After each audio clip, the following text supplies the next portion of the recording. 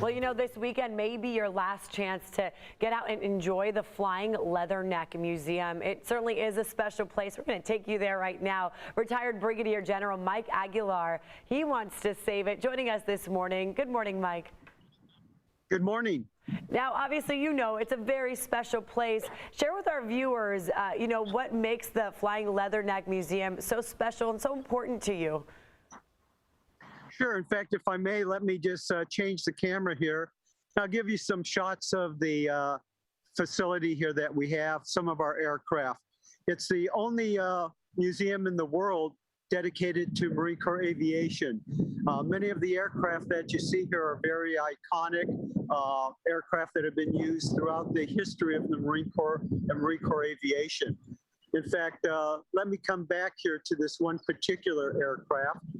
This is what we call a CH-46 aircraft, used primarily for troop transport, Vietnam era.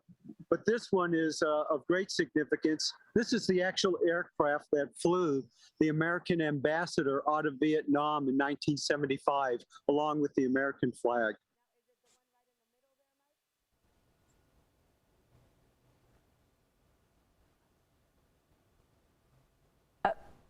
Can you hear me? I'm sorry. Is it the one right in the middle we're looking at that you're referring to? Yes, okay. Exactly. The green one is the CH-46, the aircraft which we call Lady Ace 09, flew the American ambassador and American flag out of Vietnam. So let's talk about what's going on with your museum. You can flip the camera back so we can see your face. This weekend is the last weekend, but you have not given up hope. You want to save it. What is being done to try to do this, you know, kind of last-ditch effort to keep that museum going? Well, ever since we were informed by the commanding officer at Miramar that they were going to close the museum, we started trying to work with the Marine Corps to keep it open. We proposed several alternatives to that closure. Unfortunately, all of them had been rejected. However, we do have one last one with great support from Congressman Peters, Congressman Issa, and our local supervisor, Nathan Fletcher. We're hoping that we still may be able to either save the museum here at Miramar, or find a alternative location here in San Diego or maybe out of the county. And talk about the struggles. You know, it looks like it's not pandemic related that it's closing. It's years and years of issues with budget. Is that why it's coming to this? Yeah, we've been told that it's due to budgets, and you know, many of us are veterans, especially of the Marine Corps. We understand the challenges with the budget and where museums sit in the priority of supporting the warfighter. However, all of our alternatives that we've proposed would relieve the Marine Corps of that financial burden. So we're very disappointed that we've been unable to come to an agreement with the Marine Corps that we could save this museum and cost them nothing at all. Wow, it would cost them nothing at all.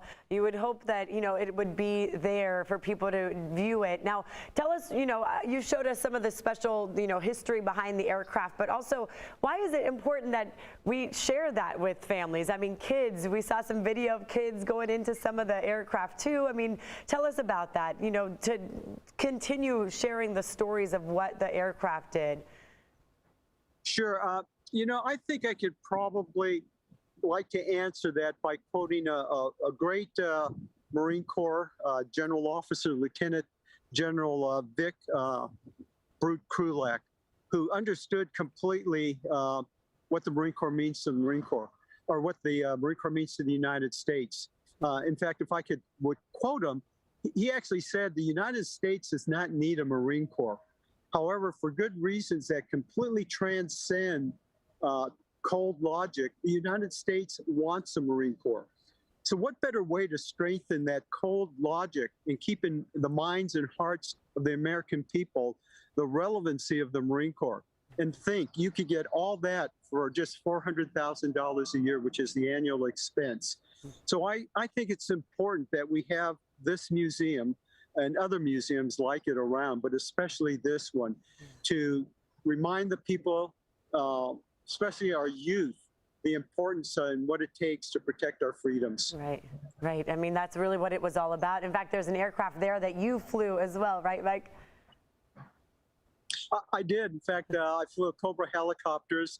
In fact, one of them is right here to my left. So I guess the message there is both of us ended up in a museum.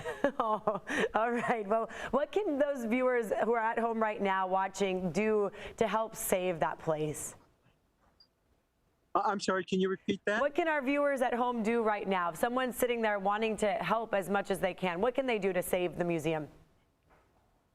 Sure. Well, we've had a campaign going for several weeks now, and you can go on our website, www.flyingleathernecks.org, and you can reach out to your local representative, congressman, the local congressman here, and even write to the headquarters Marine Corps, the commandant, and share with them why you think it's important that we keep this museum alive and here in San Diego. So we would ask you to visit our website and consider expressing your concerns and reasons why you need to keep this museum open. All right. Retired Brigadier General Mike Aguilar, thank you so much for your time and obviously sharing your passion. Thank you for your service.